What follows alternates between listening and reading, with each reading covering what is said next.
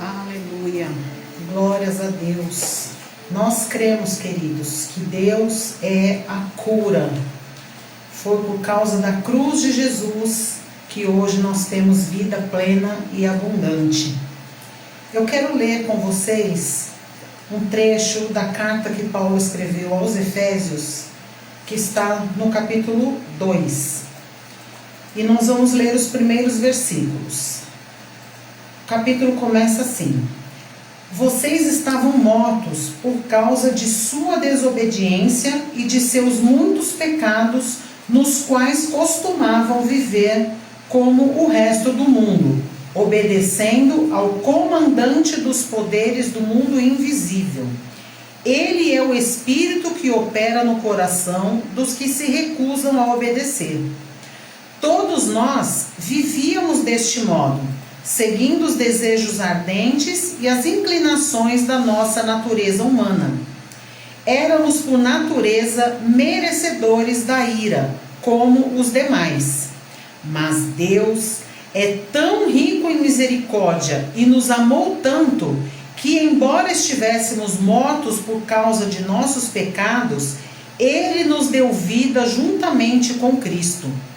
É pela graça que vocês são salvos, pois Ele nos ressuscitou com Cristo e nos fez sentar com Ele nos domínios celestiais, porque agora estamos em Cristo Jesus. Portanto, nas eras futuras, Deus poderá apontar-nos como exemplo da riqueza insuperável de sua graça, revelada na bondade que Ele demonstrou por nós em Cristo Jesus.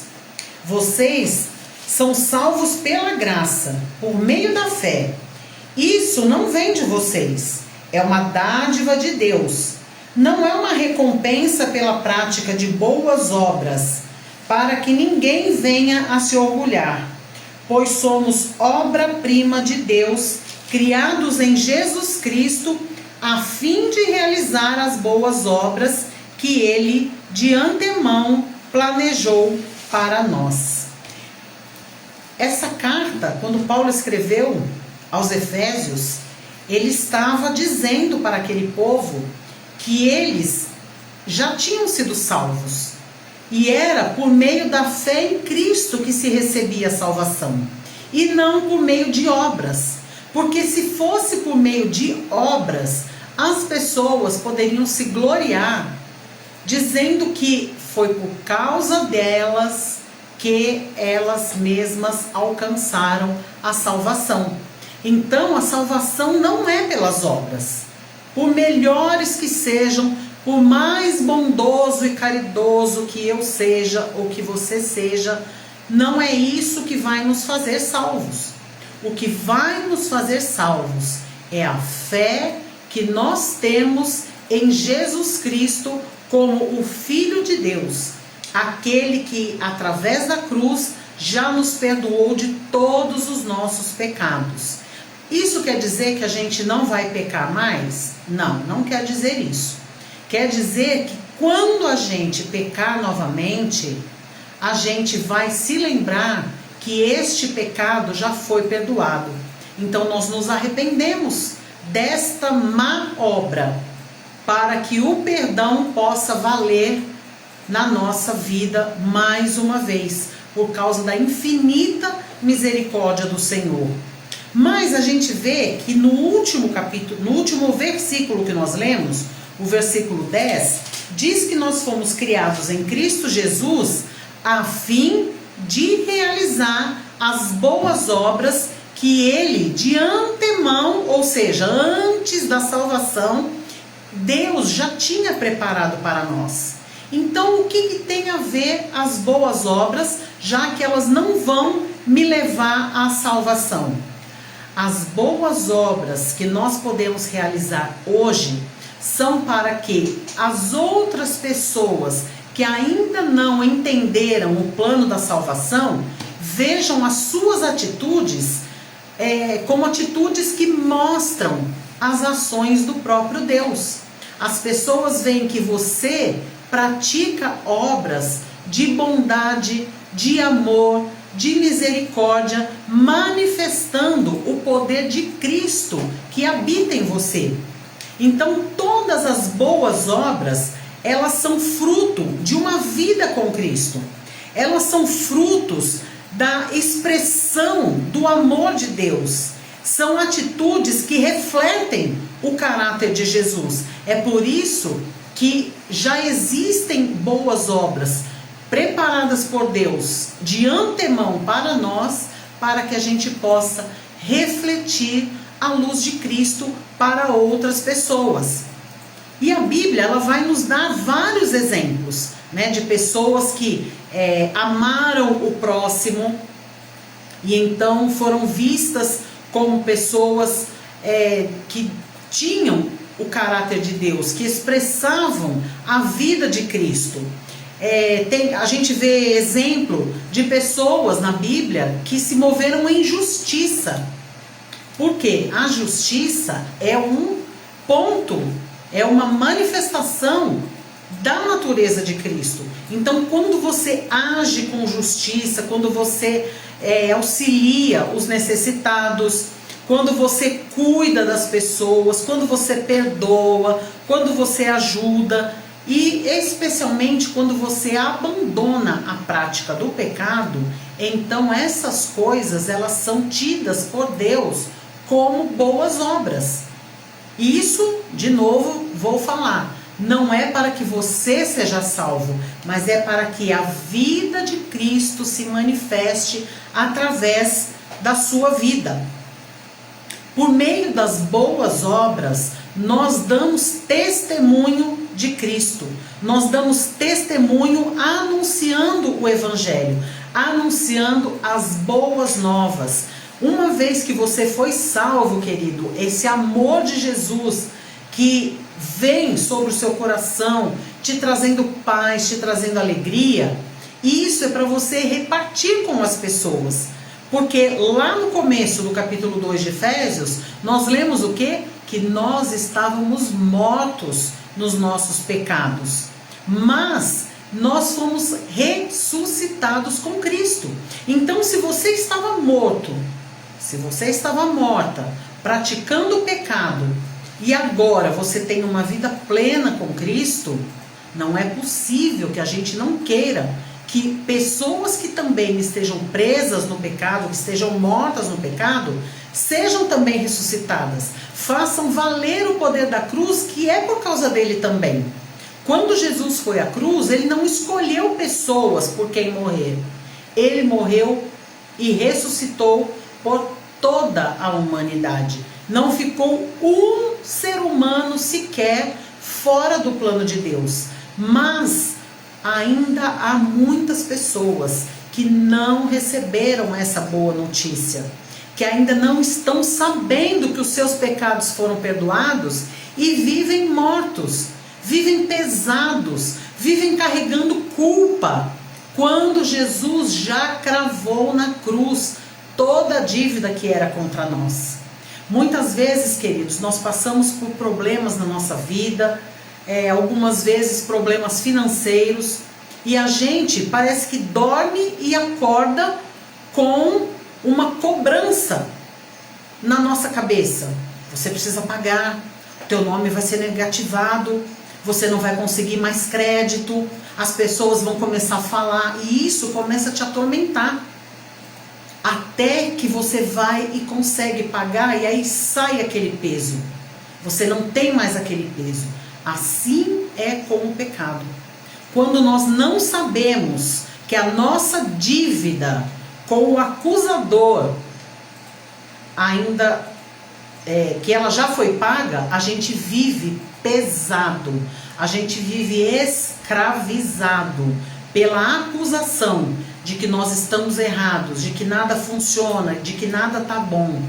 Mas se você disser para uma pessoa que está nessa situação que a dívida dela já foi paga e que ela não deve mais nada e que ela pode andar livre, de cabeça erguida, esta pessoa vai receber o perdão do pecado e vai receber a libertação de toda acusação, de toda condenação.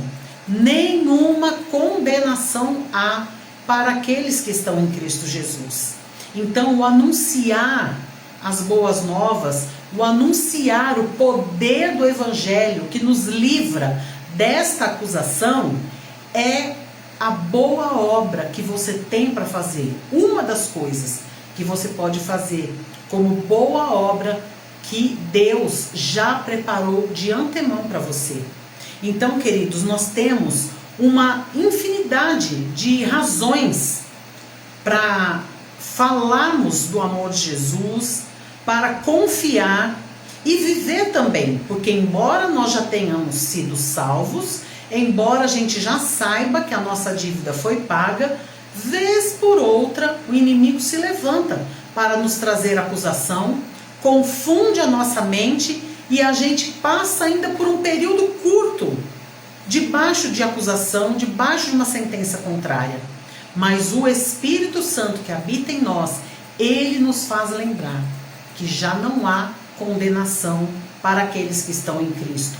E então você pode se derramar diante do Senhor em alegria, em regozijo, porque você não tem nada nas mãos do nosso inimigo, você não tem nada nas mãos do acusador, você já foi livre por causa da mão poderosa de Deus sobre a sua vida. Então Deus, ele tem um propósito específico para cada pessoa. Ele preparou um caminho de vida e não apenas ações isoladas. Nós podemos viver continuamente esta verdade do Evangelho, que nós somos livres da acusação do pecado. Há uma direção divina, mas nós precisamos andar nela. Como eu disse, os nossos pecados todos já foram perdoados na cruz. Quando ele disse está consumado, ele disse não há mais o que se fazer. Tudo já foi feito. Mas a nossa briga com a nossa alma, com a nossa carne, com vontade de fazer coisas que não agradam a Deus, muitas vezes elas ganham força e elas ganham uma atitude, uma ação da nossa parte. Mas cabe a nós nos lembrarmos que isso também já foi pago e nós nos arrependemos de ter feito isso. E dizer, Senhor, eu não quero continuar por este caminho, porque não é o caminho que o Senhor preparou para mim.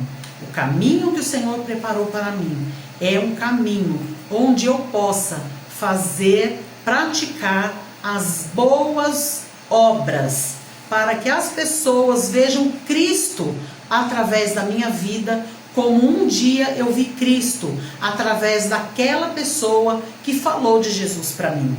Então, meus queridos, eu quero nesta tarde liberar sobre a sua vida esta palavra, que você ande livre de toda a acusação, se arrependendo de ter praticado coisas que a sua carne queria, mas que o teu espírito sabia que não era bom. E isso trouxe para você um peso, trouxe uma acusação, mas agora já não há mais condenação, porque os teus pecados já foram perdoados. Então, viva a liberdade que Cristo conquistou para você na cruz. E eu quero orar por você nesta hora. Feche os teus olhos, se conecte com Deus e receba esta oração na sua vida. Pai, em nome de Jesus, eu quero te dar graças mais uma vez pela tua palavra, pelo Novo Testamento, pela palavra da nova aliança que foi liberada sobre a nossa vida.